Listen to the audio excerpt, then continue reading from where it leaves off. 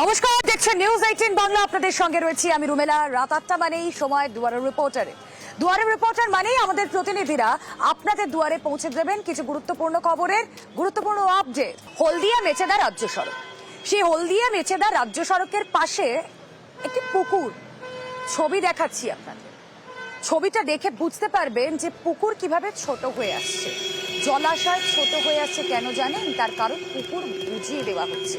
এবার পুকুর বুঝিয়ে দেওয়ার ঘটনা এই রাজ্যে তো নতুন নয়, কিন্তু পুকুর বুঝিয়ে কি হচ্ছে? নির্মাণ হচ্ছে নার্সিংহোম, বেআইনি নির্মাণ। পুকুর এভাবেই ভরাট হয়ে যাচ্ছে। ছবিটা দেখেই বুঝতে পারছেন কিভাবে দিনে দুপুরে হচ্ছে পুকুর চুরি।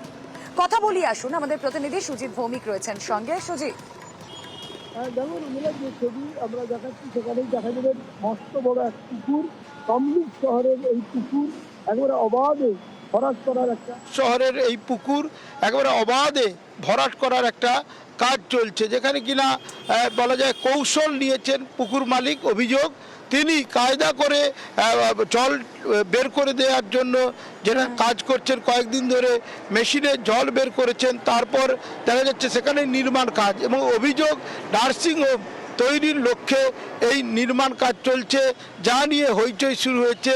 ইতিমধ্যেই মানুষজন, স্থানীয় যারা প্রতিবেশী, তারা কিন্তু বলা যায় অভিযোগ জানিয়েছেন প্রশাসনের কাছে, এবং তারপরেই নড়ে চড়ে বসেছে পুর প্রশাসন, সাধারণ জেলা প্রশাসন। আসলে এখানে কিন্তু গোপনেই এই কাজটি চলছে, এবং সেই কাজটি যে চলছে সেখানে নার্সিংহোম করার লক্ষ্যে চলছে। পুরনো পুকুর, 100 বছরের পুরনো পুকুর, জেলা সদর তমলুকের বুকে এরকম ঘটনা, যে ঘটনা নিয়ে পুলিশ বা প্রশাসন কেন উদাসীন সেই প্রশ্ন তুলছেন মানুষজন। তারাই সজাগ হয়েছেন, তারাই সরব হয়েছেন। তারপরেই দেখা যাচ্ছে এখন রুমেলা যে বিষয়টি নিয়ে একবারে হইচই শুরু হয়েছে। কাউন্সিলর তিনি অভিযোগ বা বলা যায় যা অভিযোগ সেটা অস্বীকার করার চেষ্টা করছেন, কিংবা পুকুর মালিক তারা বলছেন সংস্কার করা হচ্ছে, কিন্তু ঘটনা যে ঘটছে সেই ঘটনা নিয়ে কিন্তু রীতিমতো হইচই শুরু হয়েছে জেলা সদর শহর তমলুকে। রুমেলা, হঠাৎ ওনারা কি বলছে, আমরা কানে শুনেছি যে হ্যাঁ কিনেছে, কেনার পরে বলছে যে আমরা এখানে এই পাইলেন ভরাবো, এটা নার্সিংহোমে আর ইয়ে করবো, আপনারা আশীর্বাদ করুন আমি যেন আরো দাঁড়াতে পারি। কিন্তু পুকুর ভরাট করা তো আইন নেই, আইনে আমরা কি করে বুঝবো বলুন? আমরা তো ওই ব্যাপারে আমরা বলতে পারছি না। কি চাইছেন আপনারা? আমরা চাইছি যে আমরা একটু পুকুর যেন আমরা ব্যবহার করতে পাই। পুকুর ভরাট নয়, আসলে চলছে সংস্কারের কাজ, এমনটাই দাবি মালিকের। আপনাদের কি জানানো হয়নি? আপনারা কি বিক্রি করেনি? তাহলে এই যে হচ্ছে আপনারা কেন বাধা দেননি বা কি হচ্ছে? আর জায়গায় আমি কি বাধা দেবো? কিন্তু কোনো কি ডিমার্কেশন কিছু আছে? ওনাকে বলেছি ডিমার্কেশন করে দিয়েছি। কি শুনছেন এখানে কি হবে ছিচে করে? আমি বলতে পারবো না কি করবেন না করবেন, ওনাদের ব্যাপার। আমি কিছু বলবো না। স্থানীয় কাউন্সিলরের কি বক্তব্য একবার শুনুন। ওরা পুকুরের পাড়টা বানিয়ে ওরা পুকুর খাবে, সেই জন্য পুকুরটা মেরেছে। পুকুরটা 15 থেকে 20 বছর পুকুরটা মারা হয় না, সেই কারণে এত জঞ্জাল হয়ে পড়েছে, নোংরা জল, সেই জন্য ওরা পরিষ্কার জন্য দিয়েছে। আর সেইটা বাইরে একটা ভুল তথ্য দিয়ে বাইরে সেটা কিছু মানুষ সমালোচনা করে সেটাকে বাজে জায়গায় নিয়ে যাচ্ছে। দেখুন, কোনটা ভরাট ও কোনটা সংস্কার সেই বিষয়ে একটা সম্যক ধারণা সকলেরই আছে, কিন্তু এ নিয়ে যে রাজনৈতিক চর্চা হবে সেটা বলাই বাহুল্য। শুধু কাটবানি খাওয়ার ধান্দায় তমলুক শহরে অসংখ্য পুকুর ভরাট করে ওনারা এইসব ব্যবসা বাণিজ্য করছেন, এবং 11 নম্বরে সেটা একই জিনিস হচ্ছে। অনেক দিনের পুকুর এটা, সেটাকে বুঝিয়ে ওখানকার 11 নম্বরের কাউন্সিলরের সঙ্গে একটা আন্ডারস্ট্যান্ডিং করে ওনারা এইসব করছেন। এটা কখনোই আমরা মেনে নেব না, আন্দোলনের পথে যাব। ইতিমধ্যে এই ব্যাপারটা নিয়ে প্রশাসনিক লেভেলে আমরা তদন্ত করছি, পুলিশকে বলেছি, পুলিশ তদন্ত করে রিপোর্ট দিই, দেওয়ার পরে আমরা প্রয়োজনীয় ব্যবস্থা গ্রহণ করবো। কোনো পারমিশন কি পৌরসভা থেকে দেওয়া হয়নি? না, পৌরসভা থেকে আমরা কোনো পারমিশন নেই। ইতিমধ্যে পৌরসভা থেকে আমরা বিভিন্ন জায়গায় ফ্লেক্স টাঙিয়েছি এবং বলেছি যে পুকুর ভরানো বেআইনি, কিন্তু কোনো এক অদৃশ্য কারণে সেই ফ্লেক্সগুলো কেউ বা কারা খুলে নিয়েছে। আমরা আবার দ্বিতীয় পর্যায়ে কমার্শিয়াল পয়েন্টকে বলেছি, আপনারা গ্যালে দেখতে পাবেন সেগুলো ফ্লেক্স রেডি হয়ে আছে, আমরা 2-4 দিন মধ্যে ফ্লেক্সগুলো লাগিয়ে দেবো। বিজেপি অভিযোগ করতেই পারে, কিন্তু সেই অভিযোগে যদি প্রমাণ থাকে নিশ্চয়ই আমরা তদন্ত করে দেবো। বিভিন্ন জায়গায় বেআইনি নির্মাণের কথা আপনাদেরকে বলছিলাম, এবার আপনাদেরকে দেখাবো আরো একটি বেআইনি নির্মাণের অভিযোগ উঠছে। কোথায় উঠছে? বাঁকুড়ায়। আসলে গন্ধেশ্বরী নদের বুকেই এখানে বেআইনি নির্মাণ, নির্দেশ এসেছে কাজ বন্ধ করার, কাউন্সিলর নির্দেশ দিয়েছেন, কিন্তু কোথায় কি কেউই নির্দেশ কানেও তুলছে না। ফলত গন্ধেশ্বরীর বুকে এভাবেই চলছে অবৈধ নির্মাণ। কথা বলবো আমাদের প্রতিনিধি প্রিয়ব্রত রয়েছেন সঙ্গে। প্রিয়ব্রত, নির্দেশ আসছে কাজ বন্ধ করার, তাও অমান্য করার সাহস, বরং বলা ভালো দুঃসাহস হয় কি করে?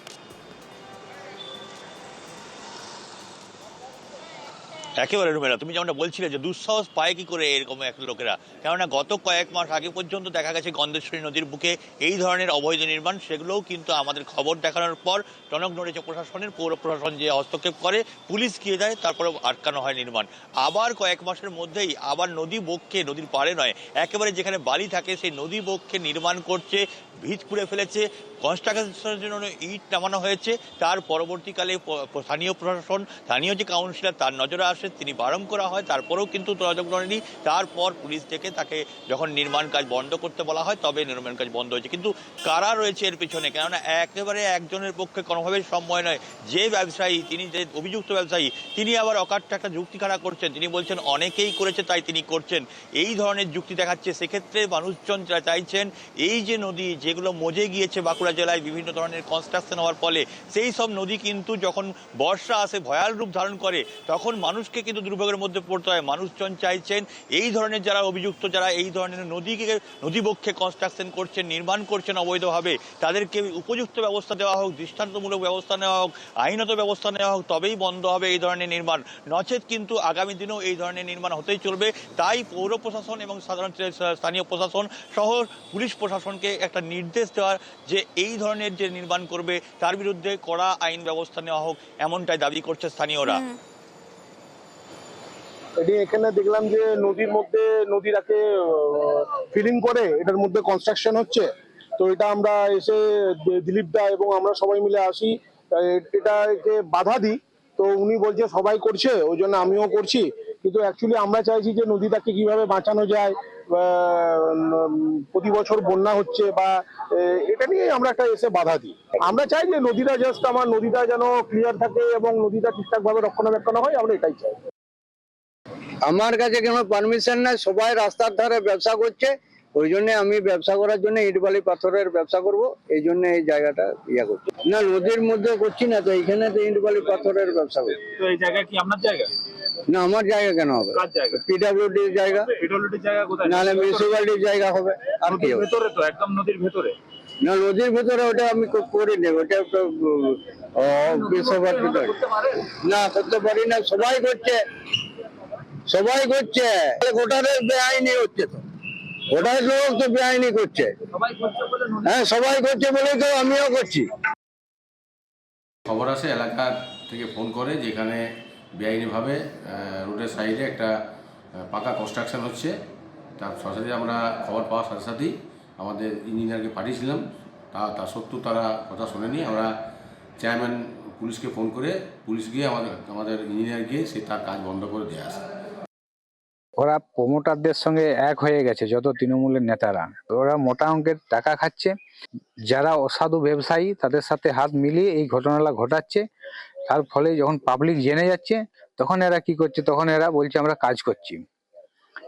নদীর ভিতরে কনস্ট্রাকশন কি করা যায়? কোনো মতেই করা যায় না। ওটা কি আমাদের বাঁকুড়ার চেয়ারম্যান জানেন না, এমপি জানেন না, সবাই জানেন। চেয়ারম্যান বুঝতে পেরেছে যে পাবলিক জেনে গেছে ঘটনাটা।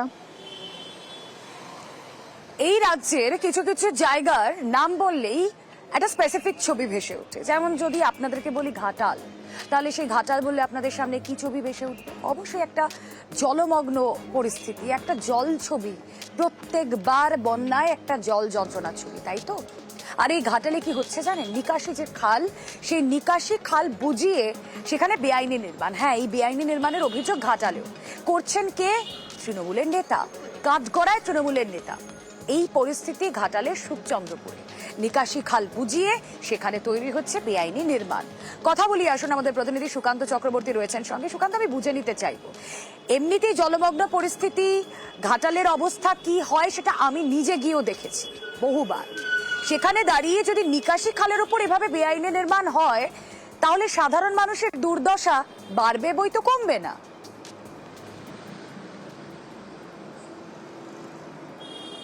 একদমই রুমেলা, কারণ জল বেরিয়ে যাওয়ার সমস্যা। অর্থাৎ ঘাটাল যে প্লাবিত এলাকা, ঘাটাল পৌরসভার 1 নম্বর ওয়ার্ড সুখচন্দ্রপুর, সেখানে কিন্তু জল ঢুকে গেলে বেরোতে অনেক টাইম লাগে। আর সেই যে খাল, সেই খালের উপরেই বাড়ি তৈরি করছেন কে? দিলীপ মণ্ডল নামে এক ব্যক্তি। এই ব্যক্তিকে এলাকার মানুষ যেটা বলছেন, তিনি তৃণমূলের নেতা, কিন্তু তৃণমূল সূত্রে খবর তিনি তৃণমূলের সমর্থক বা কর্মী, সক্রিয় কর্মী, কিন্তু কোনো নেতৃত্ব নেই বলে দাবি করছেন তৃণমূল। কিন্তু বিরোধী এবং স্থানীয়রা দাবি করছে যে এই নিকাশি নালার বা খালের উপর তিনি অবৈধভাবে বাড়ি নির্মাণ করছেন। সেই নির্মাণ ঘিরে তারা কিন্তু আগেও অভিযোগ করেছেন, সেই অভিযোগের পর নির্মাণ কাজ বন্ধ ছিল, কিন্তু আবারও তিনি নির্মাণ কাজ শুরু করেছেন। পৌরসভা অবশ্য পরিষ্কার জানিয়ে দিয়েছে যে রেজুলেশন করে এই বাড়ি বন্ধ করার নির্দেশ দেওয়া হয়েছিল, তাহলেও সেই বাড়ি বন্ধ করছে না। কার মদতে এই তৃণমূল নেতা বা কর্মী তিনি এই বাড়ি তৈরি করছেন, সেইটাই নিয়ে উঠছে প্রশ্ন। এলাকার মানুষ এবং বিরোধী রাজনৈতিক দল তারা কিন্তু বিভিন্ন দপ্তরে চিঠি করেছেন, এবং যেটা জানা যাচ্ছে যে ভূমি দপ্তর থেকে ইতিমধ্যেই আধিকারিকরা গিয়েছিলেন এবং এই দিলীপবাবুকে চিঠি ধরিয়ে এসেছেন যাতে করে এই নির্মাণ কাজ বন্ধ করা যায়। এখন দেখার যে প্রশাসন কত তৎপর এই যে নিকাশি খাল, সেই নিকাশি খালকে সচল রাখে এবং এই বাড়ির নির্মাণ কার্য বন্ধ করে এবং বাড়ির নির্মাণ কার্য ভেঙে এলাকার মানুষের সাহায্য করে। রুমেলা, ওইটা তো হচ্ছে আমাদের নিকাশি খাল, এবং ওই খালের জলটা আমাদের সবদিন ব্যবহারে এসছে, এবং ওই যে বন্যা হোক যাই হোক ওই খালটার উপর দিয়ে আমাদের নিকাশি জলটা বেরিয়ে যায়। ওই যে জায়গাটা বাড়ি করছে তাতে করে ওইটাতে আর নিকাশি থাকবে না। দেখুন, সবাই যে খারাপ, সব সময় যে আমরা একটা খারাপ কিছুই আপনাদেরকে দেখিয়েছি এমন তো নয়। আমরা তো কিছু ব্যতিক্রমী ছবিও দেখিয়েছি। কোন প্রসঙ্গে বলছি, বিরতির আগে আপনাদেরকে বলে গিয়েছিলাম যে নেতার বাবা যেহেতু, তাই তার আবার বাড়ি। এমন নয় যে তার বাড়ি নেই, তার মাথা গোজার ঠাঁই নেই। বাড়ি মানে কাঁচা বাড়িও নয়, পাকা বাড়ি রয়েছে। কিন্তু তবুও কি করা যায়, তিনি তৃণমূল ব্লক সভাপতির বাবা, তাই আবাসের তালিকায় তার নাম রয়েছে। কিন্তু ওই তালিকায় যাদের নাম থাকার কথা, মানে দুস্থদের, তাদের নাম নেই। যাদের দরকার একটা পাকা বাড়ি, তাদের নাম নেই। এই ছবি আমরা দেখতে পাচ্ছি গোঘাটে। আপনাদেরকে দেখাচ্ছি সেই ছবি। তৃণমূল নেতার বাবার নাম আবাসের তালিকায়। ছবি দেখছেন আপনারা। শুভদীপ প্রতিনিধি রয়েছেন আমাদের সঙ্গে। শুভদীপ, তৃণমূল ব্লক সভাপতি, তার পাকা বাড়ি রয়েছে, তার বাবার মাথা গোজার ঠাঁই রয়েছে, কি কারণে আবাসের তালিকায় তার বাবার নামটা তিনি দিলেন?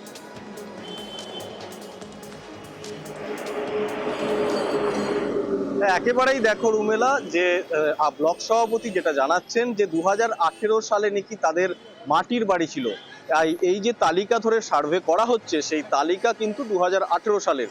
সেই সময় যেহেতু তার মাটির বাড়ি ছিল, সেই কারণেই নাকি তিনি বাবার নাম আবাস তালিকায় দিয়েছিলেন, এবং সেই কারণেই এই আবাসের তালিকায় নাম এসেছে। যদিও স্থানীয় যে বাসিন্দা, যাদের পাকা বাড়ি একেবারেই নেই, ভগ্নপ্রায় মাটির বাড়িতে বসবাস করেন, তাদের যেটা অভিযোগ, দীর্ঘদিন আগে থেকেই কিন্তু তার পাকা বাড়ি রয়েছে, তা সত্ত্বেও আবাস যোজনার যে তালিকা, সেই তালিকায় নাম উঠেছে তৃণমূল নেতার বাবার।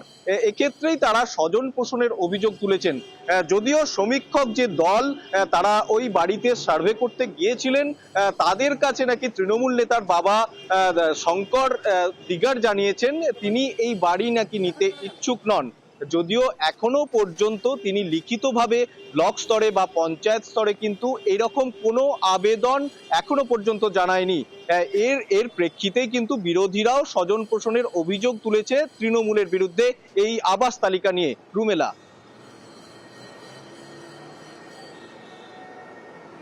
বেশ, এবার বাদুড়িয়ার দিকে নজর রাখবো। সেখানে একটা পোস্টার ঘিরে বিতর্ক। সেই পোস্টার কে দিল? পোস্টার দিয়েছে তৃণমূল সম্মান রক্ষা কমিটি। এই তৃণমূল সম্মান রক্ষা কমিটির মধ্যে কারা পড়ে?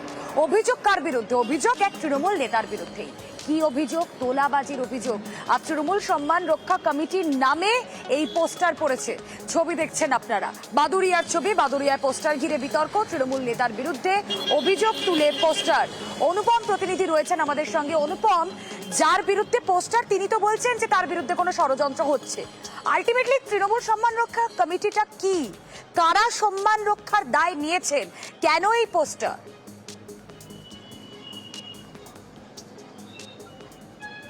দেখো, এখানে সব থেকে একটা বড় প্রশ্ন যে এই যে বসিরহাট জেলা তৃণমূল সম্মান রক্ষা কমিটি বলে যে পোস্টারের তলায় যে নামটা লেখা রয়েছে, এই কমিটিটা কবে তৈরি হলো, কারা এই কমিটিতে আছে, এর সেক্রেটারি প্রেসিডেন্ট কারা বা এর মেম্বার কারা, এই কমিটিতে কারা আছে, এই বিষয়ে কিন্তু যেমন জেলা নেতৃত্ব তেমন স্থানীয় নেতৃত্ব কেউ কিন্তু কিছু বলতে পারলো না। এই যে এই কমিটিটা কবে তৈরি হয়েছে, তবে এই যে বুরহানুল মুকাদ্দিম যার বিরুদ্ধে এই পোস্টারটা পড়েছে, একদিকে যেমন তৃণমূলের নেতৃত্ব যেমন অস্বীকার করছে যে তৃণমূলেরকে বদনাম করার জন্য, বুরহানুল মুকাদ্দিমকে বদনাম করার জন্য এই পোস্টারটা ফেলা হয়েছে, তৃণমূলকে বদনাম করার জন্য, কিন্তু তারা মুখে বললেও তারা কিন্তু নিজেদের দলের মধ্যে কিন্তু তারা রীতিমতো তারা কিন্তু তদন্ত শুরু করেছে যে কারা এই পোস্টারটা মারলো, কেন মারলো, তার কারণ আদৌ কি সত্যিই কি তাহলে দলের মধ্যে কোনো গোষ্ঠীকন্দল শুরু হলো, এই আলোচনা কিন্তু তারা শুরু করেছে।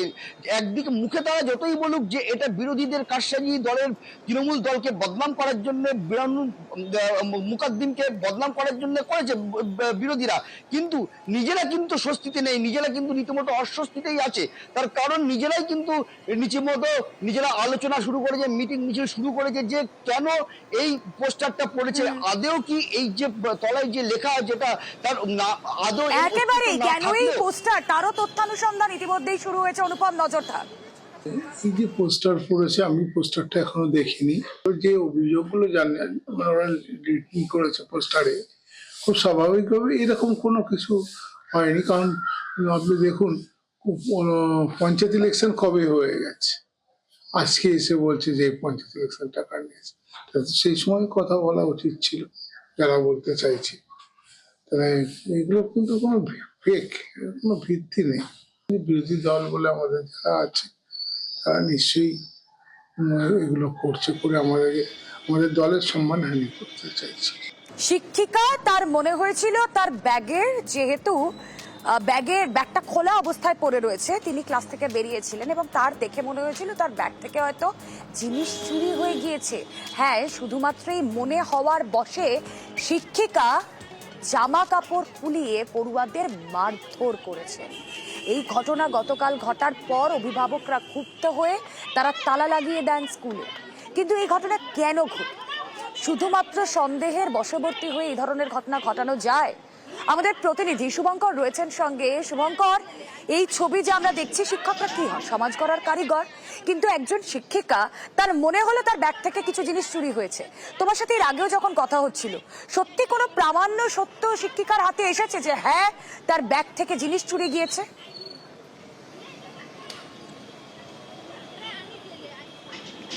না দেখো, একেবারেই কথা বলে রাখি রুমেলা তোমাকে, যে এই যে শিক্ষিকা ছাত্রছাত্রীদের মারধর করেছে, একেবারেই সন্দেহের বশবর্তী হয়ে, সন্দেহের জেরে তার ব্যাগে টাকা ছিল না এবং তার সন্দেহ যে ছাত্রছাত্রীরা হয়তো টাকা নিয়েছেন, সে কারণেই তিনি ছাত্রছাত্রীদের মারধর করেছেন। এবং এই যে ছাত্রছাত্রীদের মারধর করেছেন, এই ঘটনায় কিন্তু উত্তেজনা ছড়িয়ে পড়েছে। অভিভাবকরা এসে আজ স্কুলে তালা ঝুলিয়ে দিয়েছেন এবং এই বিষয়টিতে যিনি অভিযুক্ত শিক্ষিকা, তিনি আজ স্কুলে আসেননি। তিনি এদিন ভয় পেয়েছেন যে স্কুলে গেলে বড় বিপদ হতে পারে, তাই তিনি স্কুলে আসেননি। যদিও পরবর্তীতে আমরা ওই শিক্ষিকার সঙ্গে যোগাযোগ করেছিলাম, তিনি যেটা জানিয়েছেন তিনি মারধর করেছেন, যেহেতু তার ব্যাগে একটা 1,500 থেকে 2,000 টাকা ছিল, সেই টাকা পাননি, সে কারণেই মারধর করেছেন। তবে বিবস্ত্র করে মারধরের অভিযোগ কিন্তু একেবারেই উড়িয়ে দিয়েছেন। গোটা ঘটনা নিয়ে ইতিমধ্যেই কিন্তু দিনাটা 1 ব্লকের বিডিও গঙ্গা ছেত্রী তদন্তের নির্দেশ দিয়েছেন এবং তিনি যেটা জানিয়েছেন যে অভিযোগ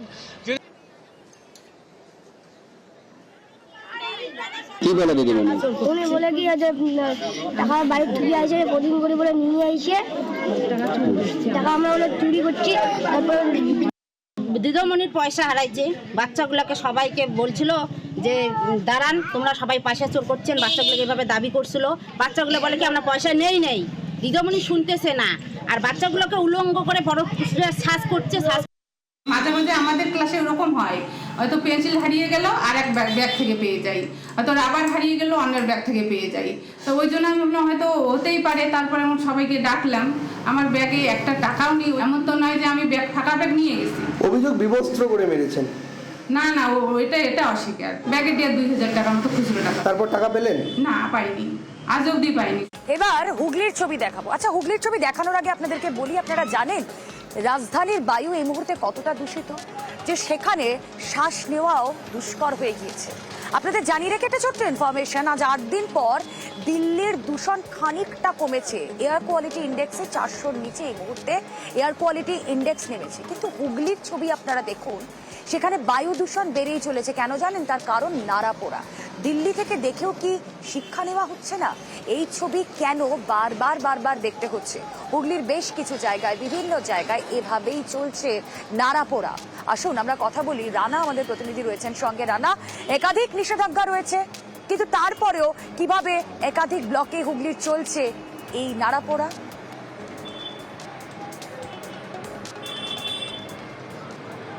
একদমই তাই। দেখো রুমেলা, তুমি যেটা বললে যে দিল্লিতে যেভাবে বায়ু দূষণটা যেভাবে বেড়েছে মাত্রাতিরিক্তভাবে, আগামী দিনে কিন্তু এই রাজ্যের হুগলিও কিন্তু বাদ যাবে না বায়ু দূষণের হাত থেকে।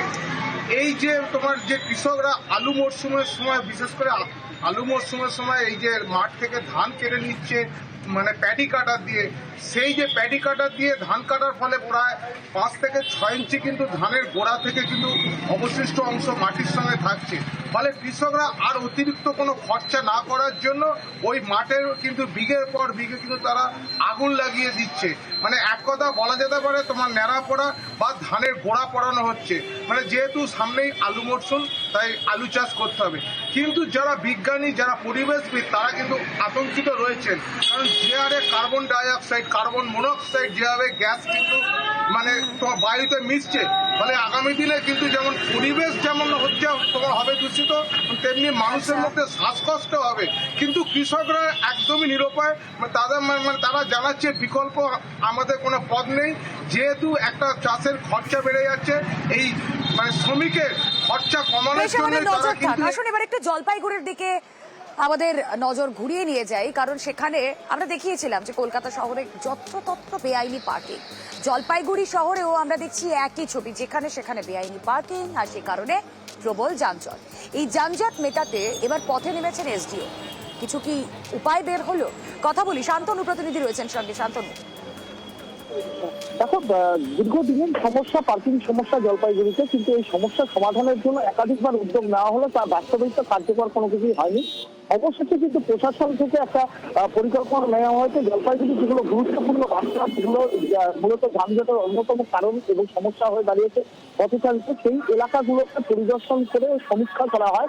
এবং যার নেতৃত্বে ছিলেন সদর মহকুমা শাসক নিজে দাঁড়িয়ে থেকে ভূমি সংস্কার দপ্তর এবং পুর দপ্তরকে সঙ্গে নিয়ে কিন্তু বিভিন্ন এলাকা ঘুরে দেখেন, বিশেষ করে কদমতলা, বিবিসি রোডের মতন এলাকা, যা সন্ধ্যার পরে একই রকম যানজটের একটা সাধারণ মানুষদের যাতায়াতের পক্ষে বিরাট সমস্যার কারণ হয়ে দাঁড়ায়। সেই এলাকাগুলো পরিদর্শন করেন, বেশ কিছু এলাকাও চিহ্নিত করেন।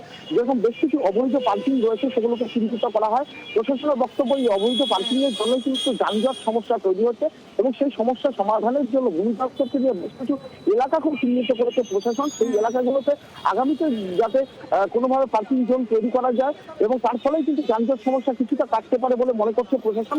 এবং সমীক্ষার প্রাথমিক কাজ শুরু হয়ে গেছে এবং প্রশাসন যেটা জানাচ্ছে যে ধাপে ধাপে এগুলোকে কার্যকর করা হবে। বিশেষ করে প্রথমে হয়তো নো পার্কিং জোন চিহ্নিত করে সেখানে যাতে কোনোভাবে যানবাহন না দাঁড়ায়, সেই ব্যবস্থা কার্যকর করা হবে। এরপর যাতে আরো সুন্দর করে মেনটেন করা যায় এই রাস্তাঘাট, কোনো রকম যাতে আবর্জনা না থাকে, অ্যাট দ্য সেম টাইম কোনো রকম যানজট না হয়, যেগুলো আমরা পেয়েছি ওগুলো নোট করেছি বিধিসম্মতভাবে ব্যবস্থা। তো আমরা একটা বিষয় দেখেছি, বেশ কিছু ফ্যাক্টর আরও মাথায় রাখতে হবে, তারপরে ঊর্ধ্বতন কর্তৃপক্ষের সঙ্গে কথা বলে সিদ্ধান্তটা আমরা জানাচ্ছি। আমরা দেখতে এসেছিলাম যে পার্কিং করার জায়গা আমরা কোথাও বের করতে পারি কিনা, বের করতে পারলে এই জায়গাটা, এই সমস্যাটা অনেকটা মিটে যায়। কিছু কিছু জায়গায় হয়তো নো পার্কিং এই অঞ্চলটা, এই জায়গায় পার্কিং এর নির্দেশ দিয়ে দেওয়া হয়। হ্যাঁ, এটা আমাদের চিন্তায় আছে, কিন্তু এখনো খুব প্রাথমিক পর্যায়ে আছে। 2022-এর জুলাই মাস টাকার পাহাড় দেখেছিল শহর কলকাতা, দেখেছিল গোটা রাজ্য। অর্পিতা মুখোপাধ্যায় 2 দিন প্যারোলে মুক্তি পেয়েছেন। কেন? তার মায়ের মৃত্যুর কারণে। জেলে পার্থ চট্টোপাধ্যায় কিন্তু 2 দিনের প্যারোলে মুক্তি পেয়েছেন অর্পিতা। আসুন এই নিয়ে আরো বিস্তারিত জানি, আমাদের প্রতিনিধি ইরণ রয় বর্মন রয়েছেন সঙ্গে। ইরণ,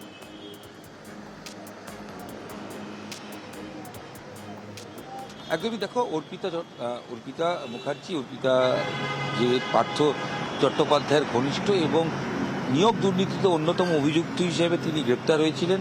2 বছর 4 মাস পর তাকে দুদিনের প্যারোলে মুক্তি দেওয়া হয়েছে। তার কারণ গতকাল তার মায়ের মৃত্যু হয়। বেলঘড়িয়া রথতলার যে বাড়িতে তার মা থাকতেন সেই বাড়িতে রাত 9টা নাগাদ মায়ের মৃত্যুর পর আজকে আদালতে তার অর্পিতার তরফ থেকে আবেদন করা হয় এবং সেখানে বলা হয় যাতে প্যারোলে মুক্তি দেওয়ার জন্য, কারণ মায়ের শেষকৃত্যে তিনি উপস্থিত থাকতে চান। সেই মতো আজকে সন্ধেবেলা 7টা নাগাদ এরকম সময় তিনি বেলঘড়িয়ায় আসেন এবং মায়ের শেষ যাত্রায় তিনি সামিল হন। মায়ের শেষ যাত্রা বা শেষ যে কৃত্য, সেই কৃত্য আড়িয়াদহ ঘাটে সেখানে সম্পন্ন হচ্ছে। কিন্তু অর্পিতা আসার পরে যেটা দেখা যায়, তিনি গাড়িতে যখন পুলিশের গাড়িতে ছিলেন তখন থেকে তিনি কান্নায় ভেঙে পড়েন এবং ভেতরে তিনি যখন যান সেখানে কিন্তু মায়ের মরদেহের কাছে বসে তিনি কান্নায় ভেঙে পড়েন। তখন যারা দেখেছিলেন তারা তো বলছিলেনই, পরে অর্পিতা নিজেও এসে বলেন যে তিনি দুর্ভাগ্য, তিনি বারবার বলতে থাকেন তিনি হয়তো বাইরে থাকলে হয়তো আরেকটু বেটার ট্রিটমেন্ট করাতে পারতেন, বেটার চিকিৎসা করাতে পারতেন। এই ঘটনায় তিনি বারবার বলছেন যে তার কাছে এটা দুর্ভাগ্য, মায়ের সেরকম চিকিৎসা বা সেবা তিনি করতে পারলেন না। তিনি এই মুহূর্তে কথা বলার মতো জায়গাতেও নেই। মায়ের এই শেষকৃত্যের কাজ আড়িয়াদহ ঘাটে হচ্ছে, সেখানেই তিনি রয়েছেন এবং এরপরে 2 দিন তিনি থাকবেন এবং প্যারোলের এই 2 দিন পর তিনি আবার ফিরে যাবেন জেলে। তবে দুর্ভাগ্য, আমি কি বলবো, এগুলো বলার ভাষা নেই। আমার সেই মন মানসিকতা নেই এখন যে আমি ক্যামেরার সামনে কথা বলবো। সরকারি হাসপাতালের দুর্নীতির খবর এবার আপনাদেরকে দেব। কিসে? ক্যাথিটারে। কোথায় দুর্নীতি, কিভাবে দুর্নীতি আপনাদেরকে জানাই আরো ডিটেলে। সেন্ট্রাল ভেনাস লাইন ক্যাথিটার, আর তাতেই দুর্নীতির ভুরি ভুরি অভিযোগ। নিম্নমানের ক্যাথিটার ব্যবহারের অভিযোগ। অভিযোগটা ঠিক কি?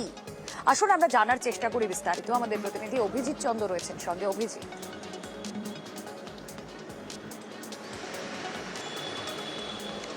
রুমেলা, এই সেন্ট্রাল ভিনাস লাইন ক্যাথিটার, এটা যে সমস্ত হার্টের জটিল অপারেশন অর্থাৎ ওপেন হার্ট সার্জারি, তার সঙ্গে প্রস্টেটের বেশ কিছু গুরুতর অস্ত্রোপচার সহ আরও বহু অস্ত্রোপচারের ক্ষেত্রে অত্যন্ত জরুরি এই সেন্ট্রাল ভিনাস লাইন ক্যাথিটার।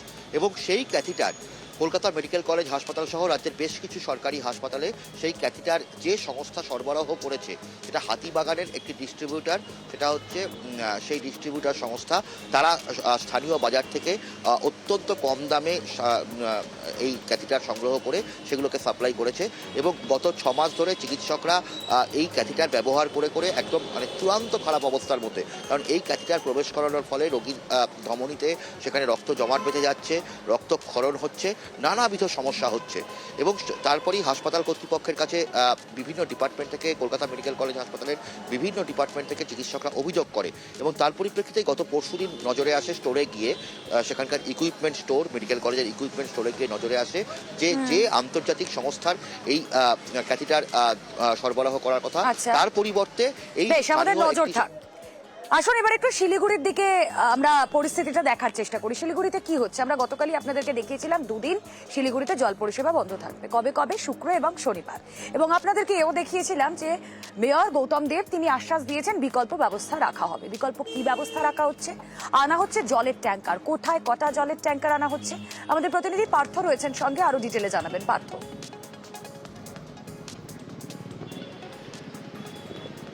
দেখো, তোমাকে জানিয়ে রেখেছি আগামীকাল এবং পরশু 2 দিন কিন্তু শিলিগুড়িতে পানীয় জল পরিষেবা সেটা যে পুরসভা দিয়ে থাকে তা বন্ধ রাখা হচ্ছে এবং পরিবর্তে কিন্তু একাধিক বিকল্প উপায় কিন্তু ইতিমধ্যেই পুরসভা থেকে নেওয়া হচ্ছে।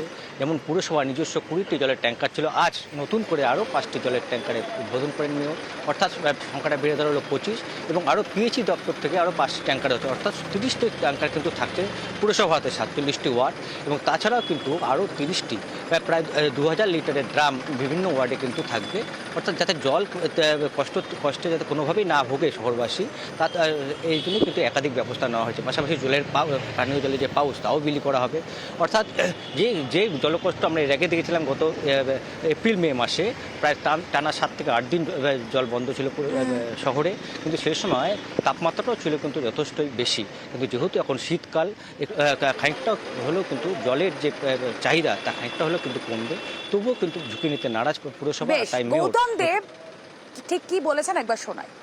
3000 লিটার উন্নত মানে ইনসুলেটেড বডি। আমরা আরও অর্ডার দিয়েছি, কিন্তু এই পাঁচটা আমাদের কাছে এসছে এবং এটা আমাদের খুব কাজে লাগবে। আজকে এই এক্সট্রা আমরা পাঁচটা পেলাম। আমাদের মেন যেটা দেখতে হবে এখন, পাম্প ব্যবহার করে অবৈধভাবে রাস্তার লাইন থেকে জল তুলে নিচ্ছে, আশেপাশে জল ড্রাই হয়ে যাচ্ছে, সেগুলো রুটলেসলি কাটবো আমরা সেই বাড়ি, এবং সেই বাড়ির জল কিন্তু আমরা সিল করে দেওয়া, এবং জায়গায় জায়গায় আমরা ডিপ টিউবওয়েল করছি আমাদের বড় জল প্রজেক্ট বাস্তবায়িত হওয়ার আগে। শালবনী সুন্দর করে সেজে উঠছে, তৈরি হয়েছে বায়োডাইভার্সিটি পার্ক, তৈরি হয়েছে শিশু উদ্যান, বিনোদনের এক নতুন ঠিকানা শালবনীতে। ছবিটা দেখবো, জানবো ঠিক কি কি রয়েছে সেখানে। আমাদের প্রতিনিধি শোভন রয়েছেন সঙ্গে। শোভন,